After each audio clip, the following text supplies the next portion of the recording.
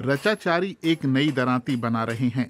धातु को हथौड़े से पीटकर आकार दिया जाता है और सही आकार और मजबूती लाने के लिए इसे कई बार गर्म और फिर ठंडा किया जाता है। पिछले 40 साल से उन्हें अपनी मशीनों को चालू रखने में मदद की जरूरत रही है। आंच बनाए रखने के लिए उनकी पत्नी को हर रोज कई घंटे धोंकनी चलानी पड़ती थी, लेकिन ये काम अब इस छोटे से रेगुलेटर का है। सौर ऊर्जा से चलने वाली मोटर उसी से नियंत्रित होती है। अब हमारे पास सौर मोटर है तो बार बार पत्नी को तकलीफ देने की ज़रूरत नहीं पड़ती। वो थक जाती थीं और शरीर में दर्द होता था। सौर ऊर्जा वाली मशीन ज़्यादा ताकत और स्थिर गति से हवा फूंकती है। इससे अच्छी तपिश मिल जाती है, काम आसान लगता है, ज़्यादा खुशी मिलती है और अपने काम में ज़्यादा मन लगता है। ये लोहार परिवार बेंगलुरु से 20 किलोमीटर दूर दक्षिण में रहता है। उनके पड़ोस में रहने वाले 7,000 लोगों में से अधिकांश लोग नेशनल ग्रिड से जुड़े हैं, लेकिन पूरे देश की तरह यहाँ भी बिजली रोज गुल हो जाती है। कर्नाटक में सेल्को फाउंडेशन बिजली की नियमित सप्लाई पर निर्भर उद्यमियों की मदद को आगे आया है। इन छोटे उद्यमियों को सौर ऊर्जा वाली मशीनें खरीदने में मदद मिली है।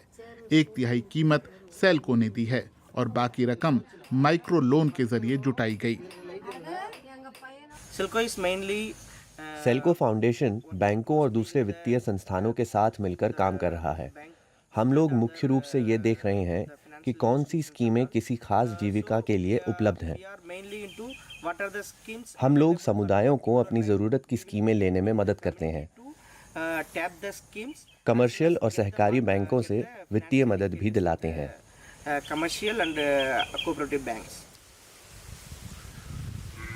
सेल्को कर्नाटक में 3,000 लघु उद्यमियों की मदद कर चुका है। डेयरी किसान सदाशिव ने अपनी छत पर बड़े सोलर पैनल लगाए हैं ताकि बिजली जाने पर काम न रुके और जीवाश्म ईंधन पर निर्भर न रहना पड़े। बारिश में भी वो सौर ऊर्जा इस्तेमाल कर लेते हैं जो बैटरी में जमा होती है। दूध दूहने वाली मशीन को चलाने के लिए तेल पर उनका बहुत पैसा लग जाता था। हर रोज 1 लीटर ईंधन खप जाता था। अब ये मशीन सौर ऊर्जा से चलती है तो वो ज्यादा कर्मचारी रख पाए और उनका दूध का उत्पादन भी बढ़ गया है। अपने डेयरी फार्म में हम गाय का गोबर हटाने और दूध दूहने में सौर ऊर्जा का इस्तेमाल करते हैं। हमने लाइटें भी लगा दी हैं। चीज़ें अब पहले से बेहतर हैं। मैंने 2 गायों और 2 बछड़ों से शुरुआत की थी। आज मेरे पास 29 गायें हैं। सब कुछ अच्छा है। उधर बेंगलुरु में रचाचारी अब दरांती बेच रहे हैं।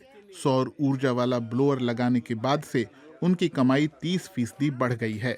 वो तेजी से अपने औजार बना लेते हैं। उनकी पत्नी बताती हैं कि मुश्किल हालात में परिवार को मदद मिली है। पहले पैसा बचाना मुश्किल था। महामारी के बाद बच्चों का काम भी छूट गया था। उन्हें किसी ने काम पर नहीं रखा, लेकिन इस सौर मोटर ने हमारे परिवार को भूखों मरने से बचा लिया।